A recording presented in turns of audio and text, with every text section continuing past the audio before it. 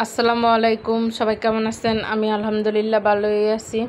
আজকে আমি আপনাদের সাথে শেয়ার করব যে আমি কিভাবে তেলাপিয়া মাছ দিয়ে ভর্তা করলাম। এই মাছে একটু কাটা কম, তো এই মাছ দিয়ে ভর্তা করলে আসলে সুবিধা হয়, বাঁচতে অসুবিধা হয়, মানে কাটা কম।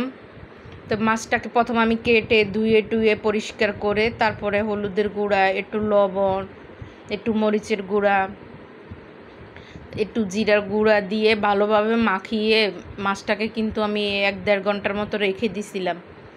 রেখে দিয়ে তারপরে আমি এই যে মাছটা একটি ফ্রাই প্যানে তেল দিয়ে তারপর আমি এটাকে ভেজে নিব।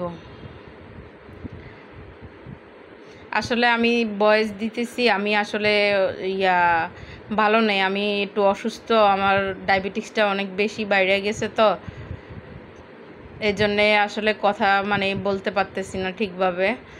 তো এই যে মাছটাকে আমি ফ্রাই প্যানে ভেজে নিব। এই ভর্তাটা কিন্তু আসলে খুবই হয়েছে, মজা হয়েছে, খেতে অসাধারণ লাগে, আপনারাও করতে পারেন। তো মাছটা আমি প্রথমে ভেজে নিব। ভেজে নেওয়ার পরে তারপরে পেঁয়াজ কুচি আর রসুন তারপরে তেলের মধ্যে ভেজে নিব, কাঁচামরিচ সহ। তারপরে ধনিয়া পাতাটাও বেছে নিব, কারণ এখনকার যে ধনিয়া পাতা না, মনে হয় না কেমন জানি দেশি ধনিয়া পাতা না, এগুলি কেমন মনে হয় একটু হাইব্রিড, তো এই জন্যে কাঁচা দিলে একটু গন্ধ লাগবে। সেজন্য আমি এখানে ধনিয়া পাতাও দিয়ে একবারে ধনিয়া পাতাটাও ভেজে নিয়েছি। এই যে রসুনগুলি দিয়ে দিলাম, পেঁয়াজ কুচি দিলাম, রসুন দিলাম, রসুন কুচি করে নিয়ে আস্ত হয়ে রাখছি। তারপরে এই যে কাঁচামরিচটা দিয়ে দিলাম। দিয়ে দেওয়ার পরে তারপরে আমি এই পেঁয়াজগুলি ভালোভাবে ভেজে নিব। আসলে আমি অসুস্থ থাকার জন্য আসলে ভিডিও করতে পারতেছি না। আমার মোবাইলে আমি সব সময় এই কাজটা করি যে আমি যেই জিনিসে রান্না করি আমি ভিডিও করে রাখি। ভিডিও করে রাখাতে আজকে 2-3 দিন আমি ভিডিওগুলি ছাড়তে পারতেছি, নইলে আমি কিন্তু ভিডিও ছাড়তে পারতাম না।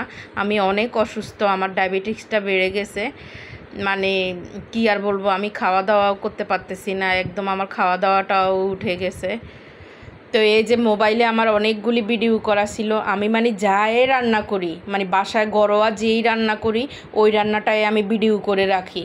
ভিডিও করে রাখলে একটা সুবিধা কি, যখন মানুষের বিপদ আপদের কথা তো আর বলা যায় না, যখন অসুস্থ হবে হবে দেখা যায় ওই ভিডিওগুলি ছেড়ে দেওয়া যায়।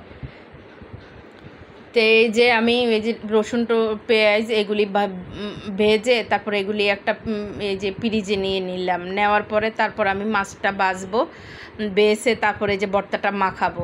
আমার ভিডিওটা কেমন লাগলো, ইউটিউব চ্যানেলটা সাবস্ক্রাইব করে দিবেন। ইউটিউব চ্যানেলের নাম শাহানার রান্নাঘর। ফেসবুক পেজে লাইক কমেন্ট শেয়ার করবেন।